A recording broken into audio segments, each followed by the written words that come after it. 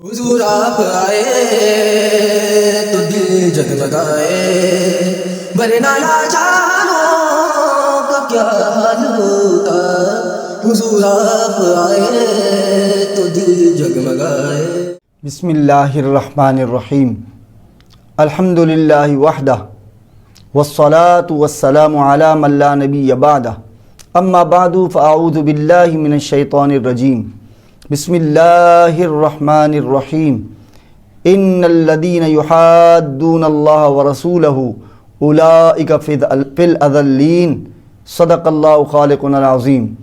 اللہم صلی علی سیدنا و مولانا محمد وعلی آلہ و اصحاب سیدنا و مولانا محمد وبارک وسلم، صلاۃ و سلاما علیک یا سیدی یا رسول اللہ صلی اللہ علیہ وسلم۔ معزز و محترم سامعین و ناظرین، السلام علیکم ورحمۃ اللہ وبرکاتہ۔ بحمد للہ تعالی ربیع الاول شریف کی 6 محافل میں سے یہ چھٹی اور آخری محفل و مجلس ہے، یعنی آج ہماری 6th سٹنگ ہے، اور اس میں کچھ لیٹ ہوا، کچھ تاخیر ہوا، اور اس تاخیر کا سبب ہماری جواں سال بھانجی کا انتقال ہے۔ تمام ناظرین سے گزارش بھی ہے کہ ان کے مغفرت کی دعا ضرور فرمائیں، اس لیے اس ویڈیو کو اپلوڈ ہونے میں تھوڑی سی تاخیر ہو گئی، اور آج ہم یہ آخری نشست کہ گستاخ نبی کی ایک سزا، سرتن سے جدا، سرتن سے جدا، یہ اس کا ٹاپک اور موضوع ہے۔ معزز سامعین و ناظرین، یہ ایک سینسٹیو اور حساس موضوع ہے، اور ہم اس پر گفتگو کرتے ہوئے ہیزیٹیٹ ہوتے ہیں، اور اس کے بیک گراؤنڈ میں ہم یہ باتیں بتاتے ہیں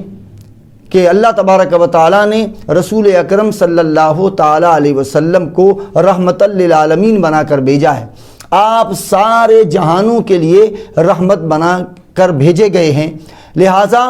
ہمیں چاہیے کہ ہم گستاخان رسول سے بھی نرمی برتیں، کیونکہ رسول اللہ صلی اللہ علیہ وسلم نے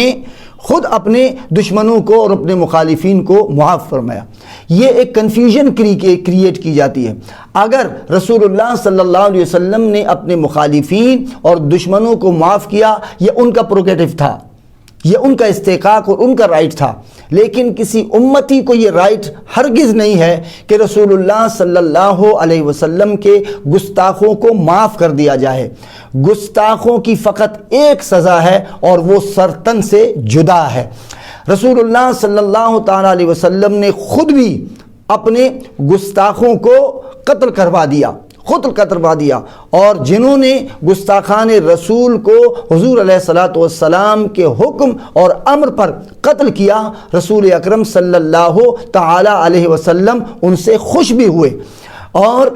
کوئی بھی جو رسول اللہ صلی اللہ تعالی علیہ وسلم سے محبت کا اظہار کرتا ہے اور محبت کا دعویٰ کرتا ہے، اور وہ ایک سچا امتی ہے، تو کوئی بھی سچا امتی گستاخان رسول صلی اللہ علیہ وسلم سے کسی قسم کا کوئی تعلق نہیں رکھ سکتا۔ اس لیے اگرچہ گستاخ رسول کوئی آؤٹ سائڈر، خواہ وہ فرانس میں ہو، خواہ ہالینڈ میں ہو، خواہ انگلینڈ میں ہو، کوئی انڈیا میں ہو، وہ تو اپنی جگہ، اگر ان کا اپنا سگا باپ ہو، سگا بھائی ہو، سگا ماموں ہو، وہ اگر گستاخ رسالت میں آپ صلی اللہ علیہ وسلم کرے، تو قرآن مجید فرقان حمید نے واضح طور پر کہا کہ لا تجد قوما یؤمنون باللہ والیوم الآخر یوادون،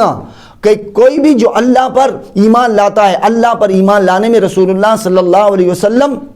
پر ایمان لانا شامل ہے، تو کہا کہ یہ ہو نہیں سکتا کہ کوئی اللہ اور اس کے رسول اور یوم آخرت پر ایمان لائے اور وہ ان لوگوں سے محبت کرے، من حاد اللہ ورسولہ، جو اللہ اور اس کے رسول کی مخالفت کرتے ہیں،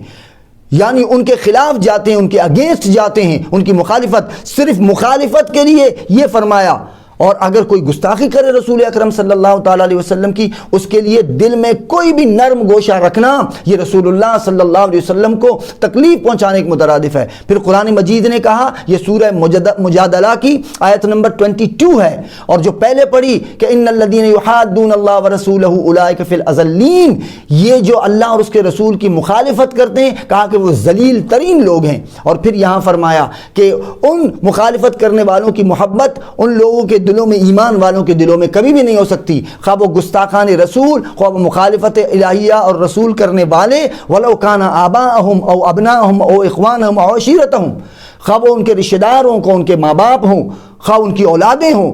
کوئی بھی ہو،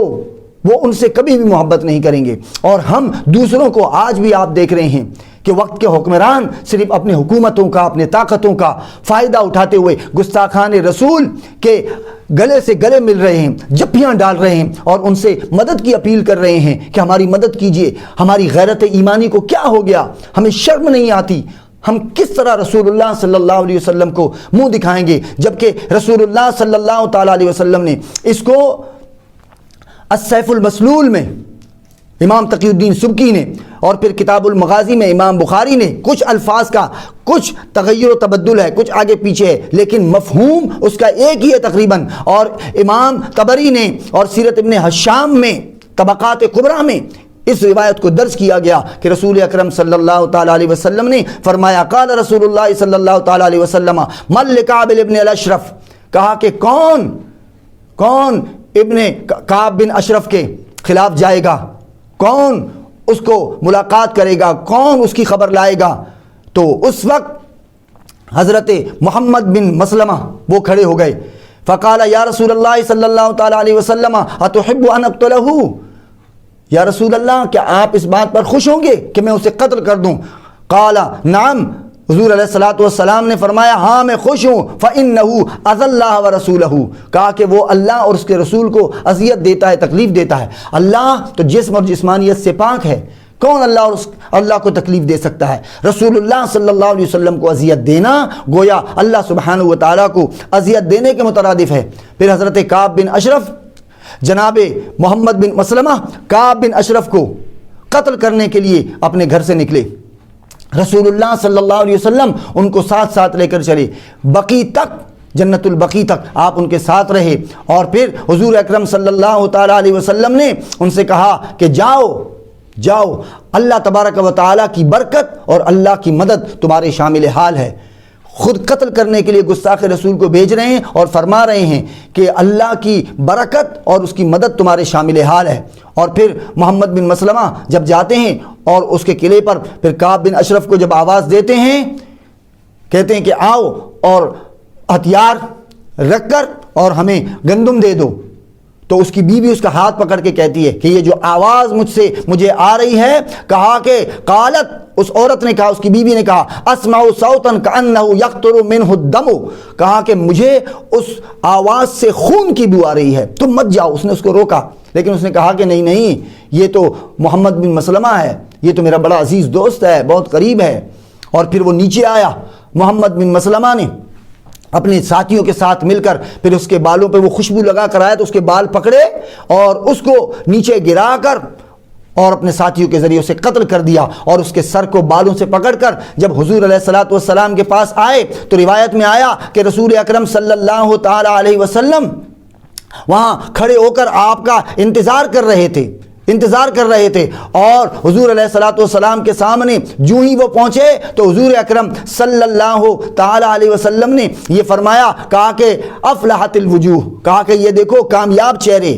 گستاخ رسول کو قتل کرنے والے کے چہروں کو حضور علیہ الصلوۃ والسلام نے کامیاب چہرے قرار دیا۔ پھر ان صحابیوں نے کہا فقالو، انہوں نے کہا ووجہک، کہا کہ یا رسول اللہ چہرہ تو آپ کا نور سے بھرپور ہے، چہرہ تو آپ کا بددعا کا ہے۔ تو اس کے بعد انہوں نے کہا ورموا براس بین یدیہ، حضور علیہ الصلوۃ والسلام کے سامنے رما یرمی مانے ایسے پھینک دینا،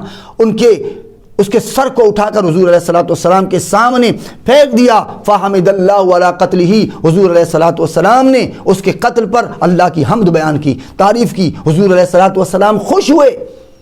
اور ان کے چہروں کو کامیاب قرار دیا، اور ہم محبت کی پینگیں بڑھا رہے ہیں۔ حضور علیہ الصلوۃ والسلام کے گستاخ سے کوئی رعایت نہیں ہو سکتی۔ ابن خطل جب فتح مکہ کے موقع پر رسول اکرم صلی اللہ تعالیٰ علیہ وسلم تشریف لائے، اس وقت کتیاں نے بچے دیے ہوئے تھے، رسول اللہ صلی اللہ علیہ وسلم نے ایک صحابی کو وہاں کھڑا کیا کہ کسی کتیا کو اور اس کے بچوں کو نقصان نہ پہنچے، لیکن ابن خطل غلاف کعبہ میں چڑھ گیا، غلاف کعبہ میں چھپ گیا۔ حضور علیہ الصلوۃ والسلام کو بتایا گیا کہ وہ غلاف کعبہ میں چھپ گیا ہے، اب کیا کریں؟ کہا کہ اسے اسی کے سے اتار کر غلاف کعبہ میں چھپا ہوا گستاخ رسول نہیں بچ سکا،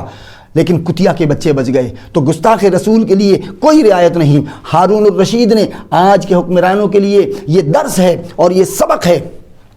بہت بڑا سبق ہے کہ ہارون رشید نے جب امام مالک فقیہ مدینہ طیبہ ان سے پوچھا، کہا کہ اگر کوئی گستاخی رسول کرے تو کیا کیا جائے؟ کہا اسے قتل کر دیا جائے۔ کہا کہ اگر امت کے اندر اتنی طاقت نہ ہو کہ وہ اپنا بدلہ لے سکے، گستاخ رسول کو قتل کر سکے، تو کہا کہ ما بقاؤ لامتی بعد شتم نبیہا، کہا کہ پھر اس امت کو زندہ رہنے کا کوئی حق نہیں جس کے نبی کی گستاخی کی جائے، اس پر سب بکا جائے اور امت اس کا بدلہ نہ لے سکے۔ تو امت کو کسی کمزوری کا مظاہرہ نہیں کرنا چاہیے۔ جو حضور علیہ الصلوۃ والسلام نے خود بھی ارشاد فرمایا کہ من سب نبیا فاقتلوہ، کہ جو نبی کے خلاف زبان کھولے، زبان تان دراز کرے، اس کو قتل کر دو، اسے مار دو، اس کے ساتھ کوئی رعایت نہیں ہے۔ برنس کو جناب سلطان صلاح الدین ایوبی رحمہ اللہ نے باقی تمام نائٹس کو اور تمام کمانڈرز کو چھوڑ دیا، لیکن برنس جس نے صرف اتنا ہی کہا تھا کہ این محبتکم یدعوکم تنصرکم، کہ وہ بلاؤ اس کو، محمد صلی اللہ علیہ وسلم کو، وہ تمہاری مدد کرے، وہ تمہاری مدد کرے۔ تو صرف اس جملے پر 2 سال صلاح الدین ایوبی جاگتے رہے، انہیں نیند نہیں آئی، لیکن جب برنس پکڑا گیا تو آپ کے آنکھوں سے شعلے نکلے، باقی سب کو چھوڑ کر اس گستاخ رسول کو قتل کر دیا۔ گستاخ رسول کی ایک ہی سزا ہے، وہ سر سے تن سے جدا اور سر تن سے جدا ہے، کوئی کسی قسم کی نرمی نہیں رکھنی چاہیے۔ قرآن مجید، احادیث مبارکہ، حضور علیہ الصلوۃ والسلام کا عمل، اصحاب رسول کا عمل، اسلاف امت کا عمل یہی رہا ہے کہ انہوں نے گستاخ رسول کے خلاف ہمیشہ تلوار اٹھائی ہے۔ جب تک یہ تلوار گستاخان رسول کے خلاف نیام سے باہر رہی اور گستاخان رسول کی زبانیں بند رہیں، جب سے ہم نے یہ امن کا نغمہ الاپنا شروع کیا ہوا ہے تو ہم نے جیسے انہیں گویا لائسنس دے دیا ہے کہ وہ رسول اکرم صلی اللہ تعالیٰ علیہ وسلم کی بے ادبی و گستاخی کریں۔ ہمیں اپنے والدین اور اپنے ماں باپ کے لیے کیا گالی اور گستاخی برداشت ہے؟ کوئی بھی غیرت مند انسان اس کو برداشت نہیں کر سکتا، تو وہ کیسا غیرت مند امتی ہے جو حضور علیہ الصلوۃ والسلام کی گستاخی برداشت کرے؟ آج اس آخری مجلس میں ہماری آپ سے یہی گزارش ہے، اگر آپ اللہ کے پیارے رسول صلی اللہ علیہ وسلم کے سچے امتی ہیں تو آپ کو چاہیے کہ گستاخ رسول کے لیے کوئی معافی اور کوئی نرمی اپنے دل میں پیدا مت کریں، ورنہ اللہ اور اس کے رسول کی بارگاہ میں ہماری اور آپ کی گرفت ہوگی۔ اللہ سبحانہ و تعالی ہمیں دینی غیرت اور حمیت عطا فرمائے اور ہر گستاخ رسول کے خلاف میدان عمل میں اتر آنے کی توفیق عطا فرمائے۔ وآخر دعوانا ان الحمد للہ رب العالمین۔